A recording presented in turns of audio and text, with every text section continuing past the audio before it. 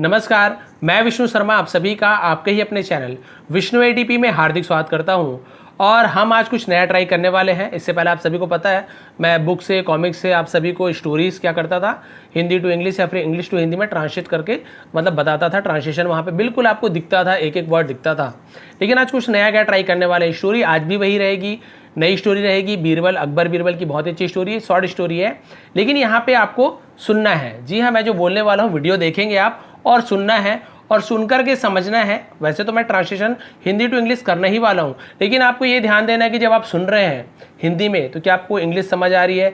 जब आपको इंग्लिश में बोल रहा हूँ तो आपको ये ध्यान देना है कि क्या आपको उसको हिंदी समझ आ रही है। तो आपको थोड़ा सा ध्यान देना है कि मैं जो बोल रहा हूँ उसका इंग्लिश या फिर हिंदी में बोलूँगा तो उसकी इंग्लिश या फिर इंग्लिश बोलूँगा तो आपकी हिंदी उसकी समझ आ रही है कि नहीं। इस बात को आपको थोड़ा सा ध्यान देना है, थोड़ा सा केयर करना है कि कुछ समझ आ रहा है कि नहीं। और यदि आपको समझ आ रहा है तो सीधी सी बात है भाई, पढ़ने का ट्रांसलेशन इजी होता है, कोई भी चीज़ रीड करके ट्रांसलेट करो, लेकिन सुनो और समझ आए तो फिर आपकी इंग्लिश इंप्रूव होने वाली है। तो वही ट्राई करने वाले हैं। तो देखते हैं स्टोरी और फिर बस आप लोग ध्यान देंगे किस प्रकार से आपको समझ आती है कि नहीं। ठीक है, तो आज की स्टोरी का टाइटल है बीरबल द चाइल्ड, यानी कि बालक बीरबल। क्या होता है, कैसे होता है, चलिए स्टार्ट करते हैं। बीरबल द चाइल्ड, बालक बीरबल। एक बार अकबर ने अपने शाही दरबार में एक बहुत महत्वपूर्ण बैठक की। Once Akbar had very important meeting in his royal court room. उनके सभी दरबारी समय पर आए। All his courtiers came on time. सिर्फ एक दरबारी गायब थे, वह बीरबल थे। Only one courtier was missing, it was Birbal. Akbar ने पूछा, बीरबल कहाँ है? अकबर आज, वेयर इज बीरबल? वह बैठक के लिए आज देरी से आएंगे। एक दरबारी ने जवाब दिया, he will come late for the meeting today, replied a courtier. सबने कुछ समय के लिए इंतजार किया। आखिरकार बीरबल आए। Everybody waited for some time, finally Birbal came. Akbar उनसे गुस्सा थे। उन्होंने पूछा, बीरबल आप आज इतनी देर से क्यों आए? Akbar was angry with him. He asked, Birbal why have you come late today? Birbal ने कहा, महाराज मेरा बच्चा रो रहा था, मैं उसे शांत करने की कोशिश कर रहा था। Birbal said, your majesty my child was crying, I was trying to calm him down.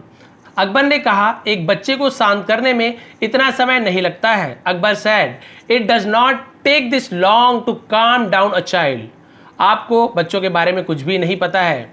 You do not know या फिर you don't know anything about children. Birbal ने कहा, महाराज कृपया मुझे फिर सिखाएं, बच्चा बन के फिर आप बताइए बच्चों को कैसे संभालते हैं। Birbal said, your majesty please teach me then. तब अकबर ने बीरबल से एक बच्चे के जैसा नाटक करने के लिए कहा। Then Akbar asked Birbal to act like a child. Birbal तुरंत एक बच्चे की तरह रोना शुरू कर दिया। अकबर ने पूछा, बच्चे आपको क्या चाहिए? देखिए दोनों एक्टिंग ही कर रहे हैं, ठीक है। Birbal at once started crying like a child. Akbar asked child, what do you want? Birbal ने एक बच्चे के लहजे में कहा, मुझे एक गाय चाहिए। Birbal said in a child tone, I want a cow. Akbar ने एक गाय लाने के लिए आदेश किया। Akbar ordered for a cow. फिर बीरबल चिल्लाए, मुझे दूध चाहिए। Then Birbal cried, I want milk. Akbar ने गाय का दूध निकालने के लिए आदेश दिया। Akbar ordered for the cow to be milked. ठीक है, बीरबल ने आधा दूध पिया और फिर से रोने लगे। Birbal drank half the milk and cried again. Akbar ने पूछा, अब आपको क्या चाहिए? भाई जो तो था सब दे दिया मैंने। Akbar asked, what do you want now? मैं चाहता हूं कि बाकी दूध को आप गाय में वापस डाल दें। बीरबल ने कहा, I want that the remaining milk should be put back into the cow now, said Birbal. Akbar समझ गए कि एक बच्चे को पालन पोषण करना बहुत निश्चित रूप से आसान काम नहीं होता है। Akbar understood that bringing up a child certainly not an easy job. ठीक है, यानी कि बच्चे को भाई संभालना बहुत ही ईजी जॉब नहीं होती, बहुत ही मुश्किल काम होता है। तो आप सभी की स्टोरी के माध्यम से समझ आ ही गया होगा। और आप लोग बस मुझे ये कमेंट करके बताइए कि जब मैं हिंदी बोल रहा था तो कुछ उसका इंग्लिश आपके मन में आ रहा था कि नहीं, और जब मैं इंग्लिश बोल रहा था तो उसका हिंदी आपको समझ आ रहा था कि नहीं। थोड़ा बहुत, ऐसे नहीं कि बिल्कुल एक एक वर्ड आपका सही हो। आप क्या कीजिए, एक बार और वीडियो को देखिए, ठीक है। जब मैं हिंदी बोलूँगा आप पॉज कर लीजिए, जब मैं हिंदी बोलूँगा फिर पॉज कर लीजिए, और उसके बाद आप क्या कीजिए, इंग्लिश में कोशिश कीजिए ट्रांसलेशन करने की, ठीक है। फिर प्ले कीजिए, फिर आप जो ट्रांसलेट किया मैं जो किया हूँ थोड़ा सा मिलाइए, कितनी गलती है, होगी गलती, कोई प्रॉब्लम नहीं, हो सकता है पूरा गलत हो, कोई प्रॉब्लम नहीं है, कोशिश कीजिए, आगे बढ़ाइए।